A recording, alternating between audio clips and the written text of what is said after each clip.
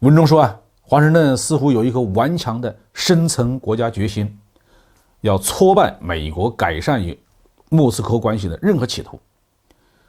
其实呢，不用明说，我们都能知道这个势力包括谁。各位网友大家好，欢迎来到包明说。这期的话题我们说一说美国强逼欧洲国家反对中俄，为什么盟友们反应不积极。最近呢，美国和俄罗斯围绕着乌克兰问题发生了激烈的争执。俄罗斯总统普京一边部署军力以防不测，一方面对美国毫不妥协。然而美国的北约的盟友却一点都不积极，除了几份不痛不痒的声明之外，没有一个打算出力的。德国新任的国防部长甚至提出，俄罗斯如果说敢进攻乌克兰的话那就不让普京去这个香榭里舍大街购物，这明显就是调侃的和稀泥了。越来越多的事态表明，美国说话没有以前那么管用了。在当今世界上，潜在的战争爆发点有3处，一处是中国的台湾海峡，第2处是波斯湾，第3处就是乌克兰边境。这3个潜在的战争热点都与美国有直接的关系，有的甚至就是美国有意策划的。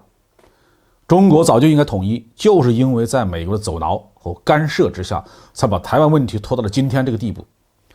伊朗本身是一个正常的石油输出国，而且今天的伊朗虽然在口头上对美国表示了强烈的敌对情绪，在实际行动上并没有干出什么出格的事儿。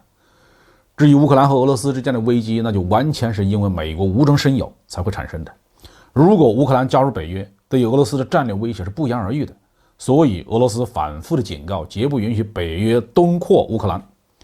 尽管如此，美国还是坚持，如果乌克兰自己提出申请，美国不会拒绝乌克兰加入北约，这就完全无视俄罗斯的国家利益，等于是要把俄罗斯逼上战争的道路。世界各国政府虽然多数都不敢与美国为敌，但是对于这其中的是非曲直，那都是能够看得清楚的。所以只要有选择，包括欧洲国家在内，任何国家也不愿意随着美国的指挥棒跳舞，去反对中国、反对伊朗、反对俄罗斯。如果现在的美国还是上个世纪50年代的那个美国，它一家的国民生产总值就占了全世界的1半以上，那么或许这样的威逼利诱还能起些作用。但时过境迁呢，今天的美国早就没有那么强大了。苏联虽然解体，但俄罗斯也并没有沦落为一个微不足道的国家呀。至于中国，已经通过70多年的社会主义建设，成了这个世界上实力强劲的另外一支力量，已经是美国都没有办法打压或消灭的了。美国如此丧心病狂的反华反俄，是不是吃错药了？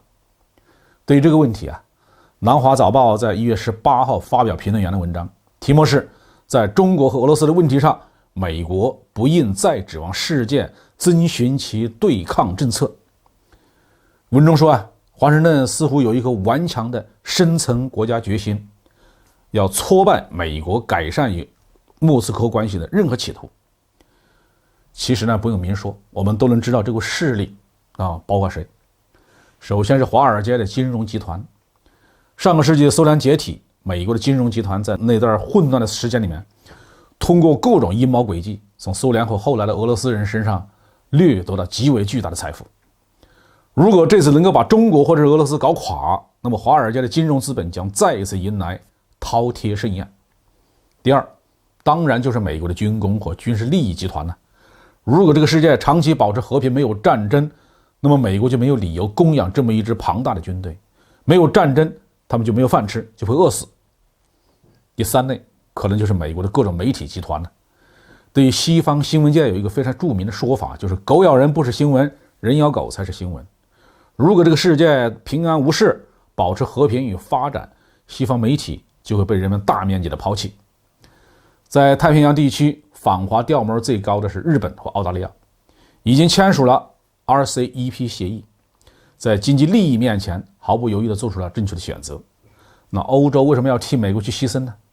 按理说，如果美国有正常的决策机制，应该在这样严峻的局势面前审时度势，做出调整，顺应时代的发展。但是从美国政坛上的种种乱象来看，我们认为这种事情呢，希望很渺茫。好，这期话题就说到这里。